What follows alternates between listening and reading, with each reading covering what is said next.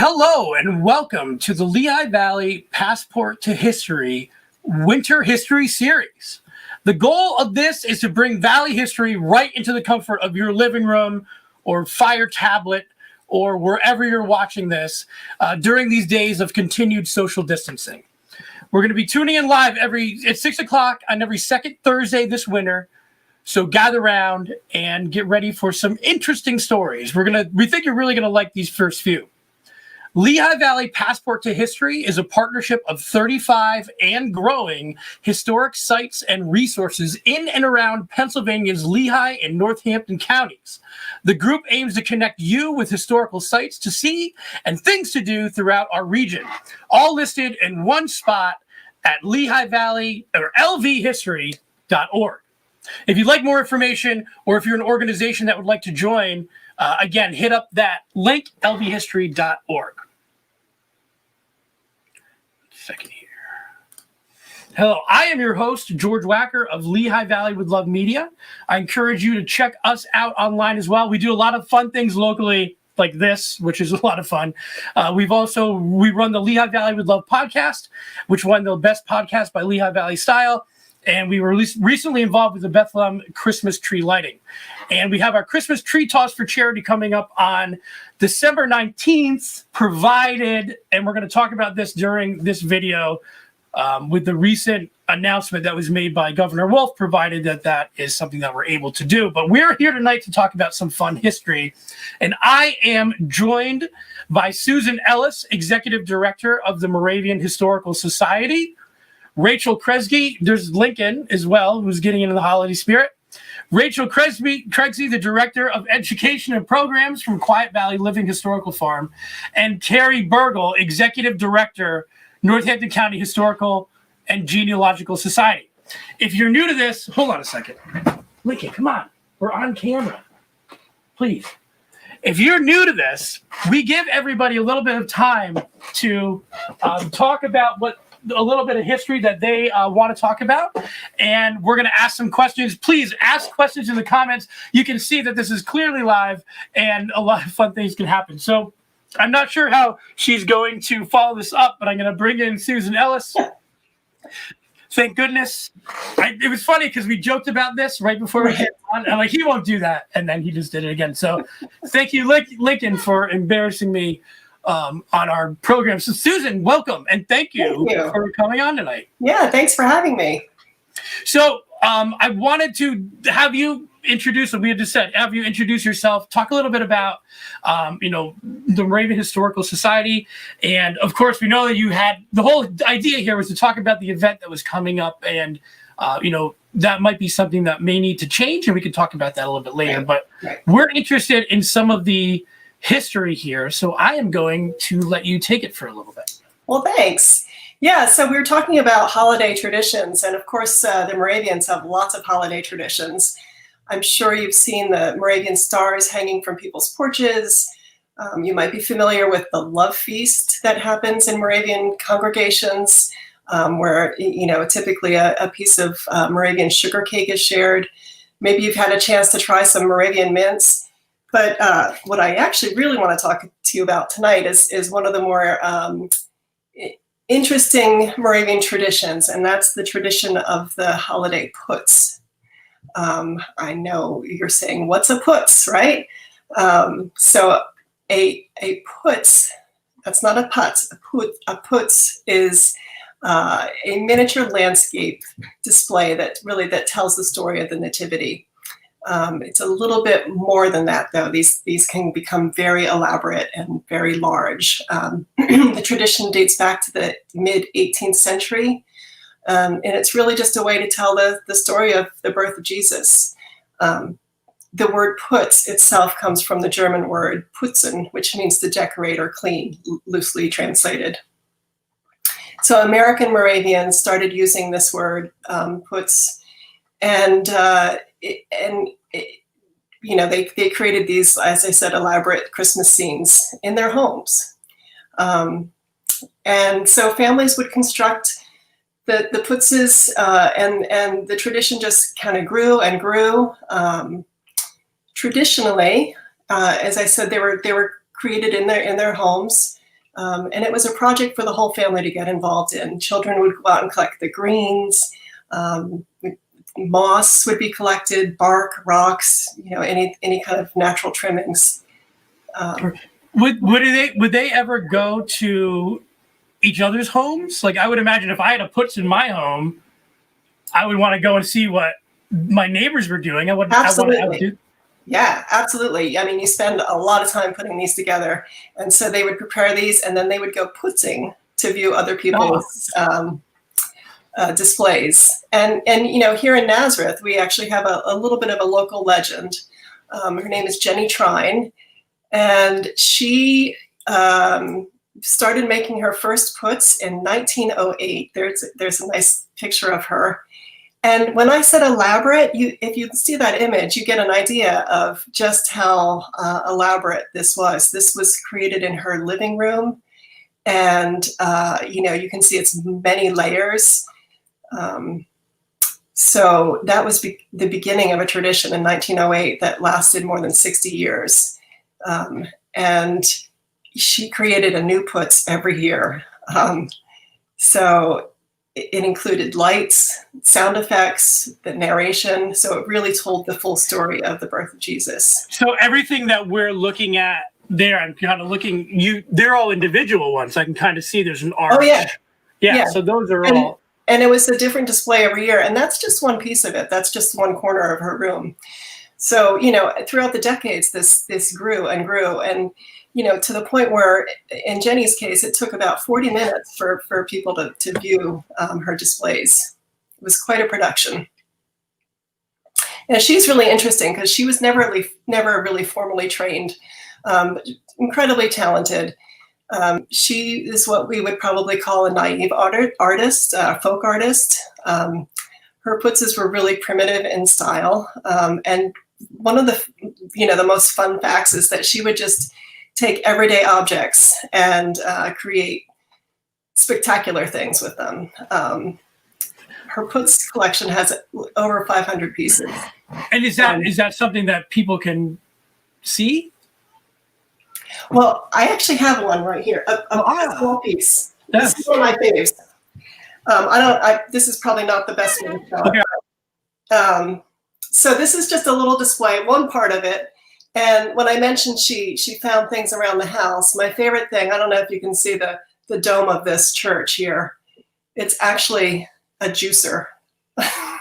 She painted and put together. So she really was just looking for things around her home. Absolutely. That's great. She would find just about anything and turn it into something. So very creative. So what became, I mean, you say you have a piece of that. What became of all of that? I would imagine it's a lot of stuff. Right. As I mentioned, over 500 pieces. They are in our collection here at the Moravian Historical Society. And so this year we have a display that includes part of her putz. Okay. Yeah. And so are there any other, I mean, I know that some of the things when we talk about the holidays with the Moravians are sugar cake. Yeah. Is that something that's very popular still? Oh, I know it is in my house, at least. Oh, yeah, it's very popular. A number of churches still make it. Mm-hmm. Okay. So I know I had mentioned this earlier on, and I know that you had events planned. So I don't know what you can say to that. Like, what are we looking forward to now? Well, yeah. So you're referencing the governor's latest right guidelines, and sure. So we put together an exhibit this year called Christmas in Miniature, and it's in the 1740 Gray Cottage here on our property. It's a wonderful display that includes a whole range of our collections, starting with the earliest Morris putz and then right on up through some more contemporary ones. And we thought we were doing things very safely. We have individual time tickets so that when you reserve a free ticket for a particular time, you're the only one in there viewing it. But I'm not sure if we'll be able to continue that now with the latest guidelines. So we'll see what we can do there. So people just, I mean, I guess to stay tuned to hear from you Yeah. from the Moravian Historical Society. Yeah, maybe we'll extend the exhibit, past January, into January a little bit. So stay tuned. Well, yeah, I want to see what else she has made with household items into a bus. It'd be fun. Yeah, yeah. Well, Susan, thank you so much. I really appreciate that. It's fascinating. And it's interesting, too, to go putzing is kind of like what we do now. And we drive and we go around and look at everybody's Christmas lights. It's really the same type of phenomenon. That's a good analogy. Yeah. So, I mentioned that she did this for about 60 years. We estimate that she welcomed about 50,000 people into her home over the years. That's amazing. Isn't that amazing? And you asked about where you can see putzes now. A lot of that tradition of opening up your homes has kind of gone away. Sure.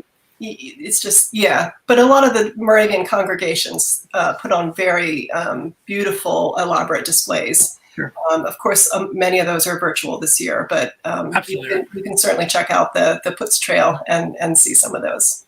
Okay. Well, and where can people find out information just if they're interested, regardless of anything? Sure. Our website is moravianhistory.org. Moravianhistory.org. Yep. Okay. Susan, thank you so much. I appreciate it. Thank you. And we'll talk to you soon, I'm sure. Great. Okay. All right. Moving on here.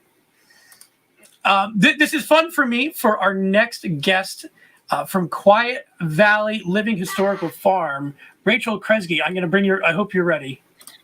You're probably, Rachel, Hi. How are you? Good, how are you? Great. So, Quiet Valley, you're in Stroudsburg. Yes. Correct? It's fun because when we talked about doing this video earlier on, I'm like, I can't wait to talk to them because I went on a 4th grade class trip. Like, I think many people who come to Quiet Valley have done. And I still remember it to this day as, how many class trips do you go on? That's one that sticks out to me. So I think this is something to what Quiet Valley is all about. That's everyone's reaction when I tell them where I work. I remember going on a field trip there. So it's really great to see the impact that we've had on little kids and how they remember it later. Sure. So before we get into, I'm really excited about this, and I'm not going to give it away. But before we get into what you're going to talk about, can you give us a little bit of information on Quiet Valley Living Historical Farm? Yeah, so we're located in Stroudsburg. We tell the story of the Deppers, who were a family that moved to the area from Germany in 1765. And they slowly built the farm and expanded on their initial one-room dugout house to where we are today. And they lived there for about 150 years. So we have a lot of fun looking at how they changed things and what a German farm looked like versus we're about 1 mile from Main Street, 2 miles from Main Street. So what was going on there contrasted what was going on in town at the same time. Yeah, this was so interesting to me. Like when we went there, we're like, oh, do these people live like this all the time? Right. So we're going to talk about, and again, I don't want to give it away, even though I'm really interested in doing it. And I have some graphics to bring up as we do. But you talked about the German heritage, and this is where this story comes from. So if I could give it to you for a little bit, and I want to sit back and listen as well. Sure. So I'm going to ask you all to kind of use your imagination. So you're going to picture this. You're 10 years old, and it's about 1850 on Christmas Eve in rural Pennsylvania. Nice. Ma sent you and siblings, probably 5 or 6 of them, off to bed, and you should be asleep, but instead you're laying awake waiting. You hear the fire popping downstairs and Ma and Pa talking in hushed tones. In the distance, you hear the clanging of cowbells. And the cowbells slowly get closer to the house, and then there's a rapping on the windows and a knock at the door. Your excitement's building because you, the oldest of your siblings, knows what's going on. And Ma calls you all downstairs. Nothing's wrong. The Belsnickel has come for his yearly visit. This Pennsylvania German Christmas character visited families from farmhouse to farmhouse, rewarding good children and frightening and punishing the disobedient. As you and your siblings make your way down the steps, you see him. He's dressed in tattered clothing and smells faintly of fish. He carries a few switches, and silently you pray that he believes you've been good. So while the exact customs of this tradition vary from community to community, it can be found nearly everywhere that German families settled. So generally, a neighboring farmer, either a male or a female, dressed in an outlandish costume with tattered coat made of furs and a few switches or branches from small saplings in their hand, traveled throughout the community. Now, have you been good or have you been bad? He asks, expecting a truthful reply. If you've been good, usually you're rewarded with a treat. It's candy or some nuts kept safely in the pocket of that coat. I don't know if I would want to eat something that came out of the coat. I've seen our Belsnickel's coat. But if you've been bad, you can expect to deliver him a song or a poem and receive a rap from his switch. So while the origins of the Belsnickel are not entirely clear, his Pennsylvania German form most likely comes from Pelznickel, a boy who accompanied St. Nicholas in the Rhine provinces of Germany. And that's where the family that settled Quiet Valley came from. Upon Pelznickel's arrival, children who knelt and said their prayers nicely were rewarded, while the mothers of those more troublesome were given switches to keep them in line. And Pelznickel's visit usually continued until Christmas Eve, when St. Nicholas arrived with the Christmas gifts. And then this tradition transported with German immigrants coming to America, and the character's appearance took on the literal meaning of his name, Nicholas in furs. So Pelz means furs, and Nickel is the German form of Nicholas. So while the tradition of the Belsnickel faded into the 20th century, reminders of his visits remained through the late 19th and early 20th century with depictions of Santa Claus holding a bunch of sticks, which resembles the Belsnickel switches. And still, this Pennsylvania German character is held proud in the memories of many Pennsylvania Dutch traditions. And it was someone that was talked about often in my household growing up. And I know for a fact he does visit us at Quiet Valley on normal years, and he stops by during our old-time Christmas to reward the good children with a piece of honey candy and ask those who have been bad to entertain him with a song. That was great. I was trying to get you to laugh a little bit, and I think I succeeded. For people who aren't aware of that joke, that's a character from The Office who had dressed up in that, was the same Belsnickel, who's also known as Krampus. And so do you have any sort of celebrations around that, or is it something that isn't really around the Belsnickel? A community member, he or she was a community member who kind of worked with the families to visit the kids throughout the Christmas season. So most often it was on Christmas Eve. The kids, in Pennsylvania German customs, he wore some sort of mask so the kids couldn't see who he was. And he would come in and just kind of frighten them. I think it's so... I don't know about you, but personally, I've heard so much more about Krampus in the last 5 years or so. It seems like that tradition has become commercially successful. I see a lot of places to buy. You can go to DamassiHome.com, one of our partners. They sell a lot of Krampus stuff. But have you seen that? I mean, it's interesting that I didn't really notice it before. I haven't seen Krampus, yes. Belsnickel, no. But definitely, from the point on The Office forward, it's definitely more a well-known character. I can say Belsnickel anywhere now. And people, at least they don't look at you really sideways. Most people know that, and they know what I'm talking about. What's in the difference? Because I know them. Is there a difference? Is it a just the area where the legend comes from? They're very similar characters. No, they're very similar characters. I'm not exactly sure where Krampus's origins come from. I know Belsnickel's origins come from the Pelznickel, which would have been the area of Germany that these Pennsylvania Dutch families would have immigrated from. Sure. That's so fun. I was so excited all day, putting all those together for this moment. So no, I really appreciate it. That's a lot of fun. So we had talked the same with Susan regarding some upcoming events, and we know that you had your Christmas event coming up. Now, is that something that you're going to be forced to cancel, or? Most likely. Yeah. So the Belsnickel was already not visiting us this year. We had told people he was quarantining and not able to attend. But the looks at the weekend upcoming, we're probably going to have to at least seriously reevaluate how we're doing it. So we have made no permanent decisions yet, but we're keeping an eye on what's going on and sending people to our website for now. Sure. Well, that's what I was just going to say. If people, we're in a position where we can find out some more information, what's the best thing for them to do? Is it to visit your website? Yeah, which is quietvalley.org. And we'll have updates for Old Time Christmas right there on our homepage. For now, we were encouraging online ticket sales, and I've stopped those for the time being. So Sure. We'll see what happens. But you can also find out some history on here. You know, you can go through all other events that are going on. We have been hosting events for homeschool students throughout the fall and winter, and so there's all sorts of information on there that's beyond just our Christmas event. My daughter is 4, and I have to admit, if she doesn't get a class trip there sometime, I'm gonna have to take her myself. So, or I'll just take her myself anyway. Okay, well, absolutely. Rachel, thank you so much for coming on. That was a lot of fun, and thank you for educating us a little more. Thank you very much. Okay, second here. All right, moving on. Sorry, just give me a moment. Moving from Krampus to, I don't even know how to segue this. We're going to talk about the Peace Candle, one of the Lehigh Valley's most prized attractions. And to do this, I'm going to be bringing in Carrie Burgo, who's the executive director of the Northampton County Historical and Genealogical Society. Hello.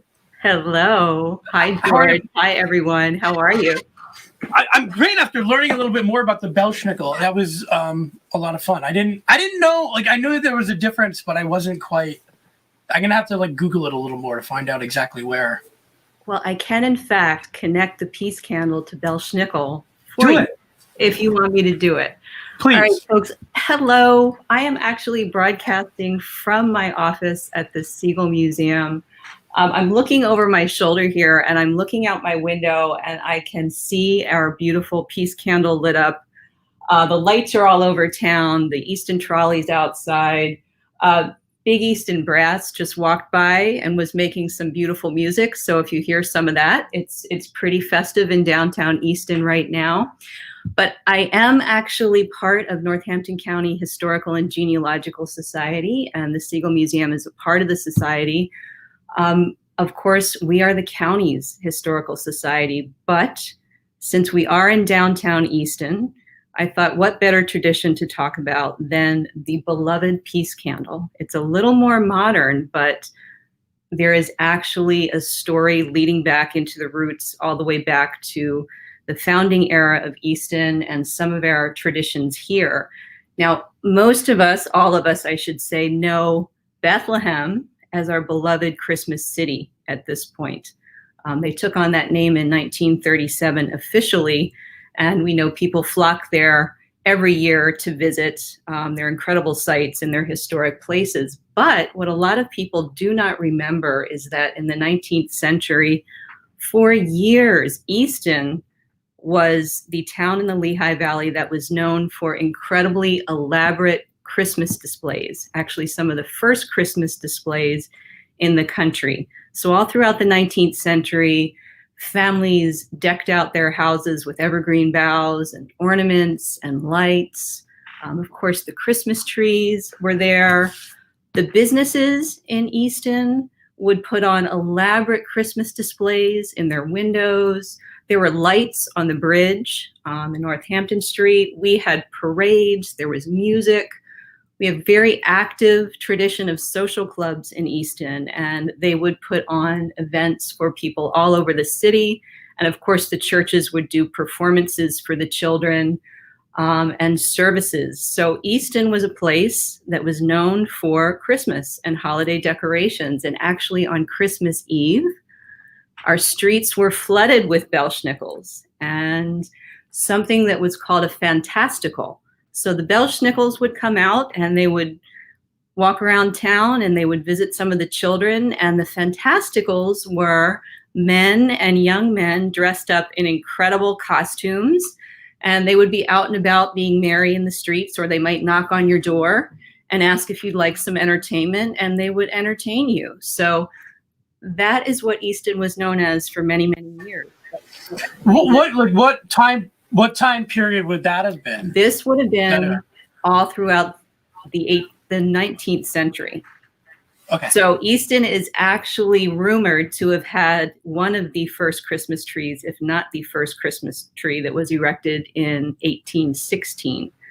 But you actually had all these traditions going on into the early 20th century, but they started to fade away after a while for various reasons.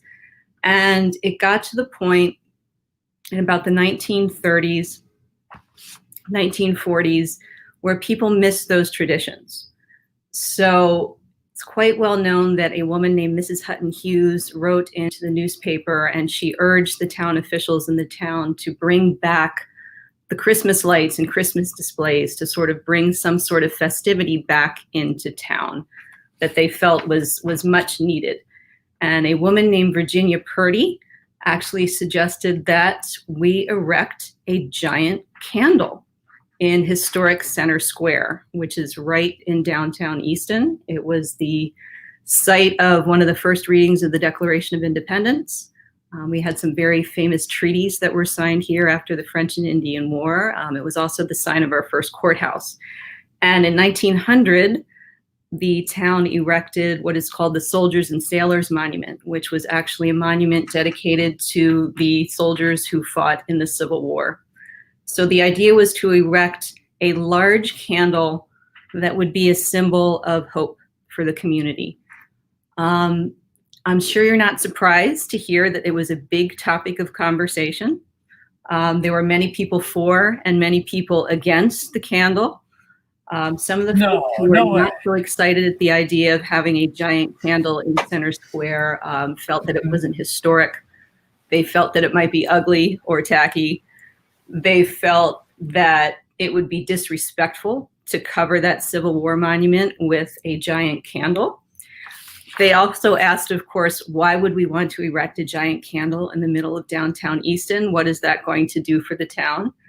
But on the other hand, there was obviously a great deal of support behind this. And I think very movingly and touchingly, some of the builders and designers who were involved in constructing the very first peace candle were veterans of wars, obviously World War II. The Korean War was going on when the candle was first erected in the square. And I think they really grabbed onto that idea of doing something that would honor our soldiers and our veterans, as well as be a symbol of peace that they thought that the world really needed. So obviously the folks who were for the candle prevailed. They designed the candle, raised the money, all from local businesses and local community members, helped raise the funds. And then in December in 1951, they erected the first candle and had a ceremony in Center Square. The first candle was actually red, and it was about 75 feet high. And what I think very fittingly ended up happening, they had a crowd of 500 people, and they invited folks from different denominations to come and speak. So there was a Protestant minister, there was a Catholic priest, and there was also a Jewish rabbi. And I'd like to quickly read everybody a quote from Rabbi Thurman, because I think his words are really quite beautiful. And he said that the peace candle represented three things, and I'll have to backtrack a little bit. They did not call it the peace candle initially. They referred to it as the Christmas candle initially. But he said that the candle represented warmth and blessed togetherness in a cold world. He said it was a light to brighten the darkness and ignorance of the world. And he said that it was cheerfulness for an unhappy and sick world. And they also referred to it as a giant symbol of peace and good citizenship and of the unity that we need in this country and without which we can't survive. And I think that's something that is very appropriate for the times we're going through today. So I think we can all enjoy that sentiment. So the candle was up, and suddenly this controversial candle is now, it's become a beloved tradition at this point. It is. Well, I was just saying, it's so interesting. You said, like, with Bethlehem, having the name Bethlehem being the Christmas, but Easton has always had that. Even we talk about the Christmas tree controversy. Well, I think it's fun that there is one.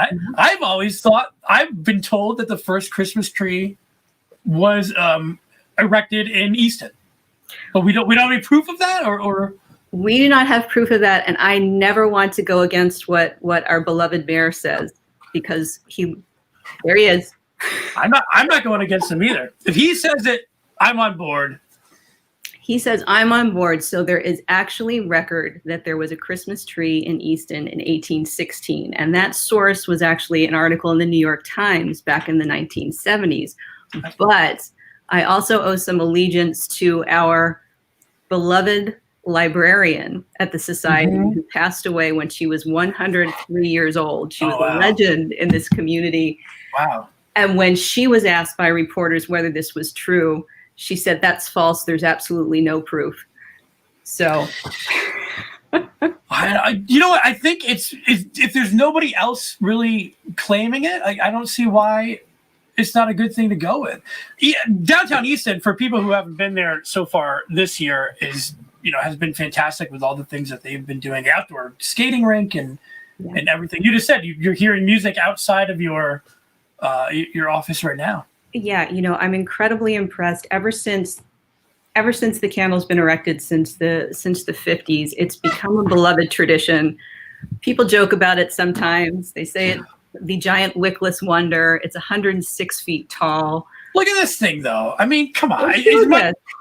I do my fair share of making fun of things, but this it's beautiful. And honestly, with the quote that you just said, it really shows why some of these monuments were erected in the first place. I think it's to remind us of things, and that we can look at them and say, hey, take a minute and take a pause.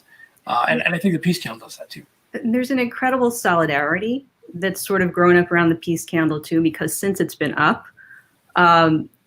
they changed the name to Peace Candle officially, actually, in the Vietnam War. The community members were asking if the candle could stay up, actually, until the end of the war as a sign of peace and solidarity. And they ended up saying no for safety reasons, but they did agree to rename it the Peace Candle. And then again in the Gulf War, the Easton Express put out a poll and asked, should we keep the Peace Candle up for the duration of the war to support our fighting troops? And this time the city was able to say yes, and it stayed up. They decorated this fence that was all around the candle with yellow ribbons. There have been peace protests there. I think it's developed a really incredible richness and a really beautiful meaning for the community. And I agree. I think even that area of the Lehigh Valley itself, the circle, during these times, it has been that as well. Yeah, and what I really love is that all of those holiday traditions that started back into the 19th century have evolved. Peace Candle Weekend is the weekend when the Peace Candle is lit, and the community Greater Easton Development Partnership, Easton Main Street Initiative, all of the community groups are out doing all of those things that you saw back in the 19th century for the community, supporting small business, doing things for the kids. Everybody is, like you said, George, this year, everybody is soldiering on. I'm looking at an outdoor winter village that's out there. There's an ice rink that was erected for the community this year. And it's just incredibly touching to know that those traditions are alive and well in Easton today. Okay. And I know that we have talked a little bit about with the governor's recent announcement right before we started this. We weren't aware that was going to happen. Does that change any messaging? Do you want still people to continue to go to lvhistory.org and continue to not only find history throughout the Lehigh Valley? I've learned so much from doing these videos. This has been so much fun. What do you think the message is now that you want to give? Well, I would say to folks, if you are history lovers or if you are just looking for a warm, wonderful community, keep an eye out for the virtual programs we're going to do with Passport to History. Go to sigalmuseum.org. We have a whole series of virtual programs we're doing as well. But I would really like to extend a request to everybody who's watching. We have a giving tree in the Sigal Museum lobby that we set up every year, and we collect gifts for our partners and our friends at the Children's Home of Easton, who take care of, they have quite a number of residents and they have foster placements. So we are going to have to close our museum doors to the public now that we've heard the governor's latest updates, but we will have staff here behind the scenes. So if you would like to donate something to the Children's Home of Easton Kids and support them, please go to our website, look at the events page. We have a list there, and I would urge you to please, stop by, buzz the buzzer, bring some donations, or you can even ship them to the museum, because even though we have to close, I would love to still be able to give those kids a wonderful holiday. So thank you very, very much. We have that at the bottom there, sigalmuseum.org. I'm going to bring everybody back in here quick. I was happy everybody got to stay. So thank you guys so much. This is great. I learned a lot. I've got to learn a little bit more of my Belsnickel Krampus history. But I think one thing as we go forward and as we go, again, into some uncertain times, there's a lot to look forward to. We have a lot of good community, and we know they're going to be able to support each other. All right. Happy holidays, everybody. Thank you. Thank you, Susan, Carrie, Rachel. And thank you, Amanda, for setting this up. Thanks so much. Happy holidays. Bye, everybody.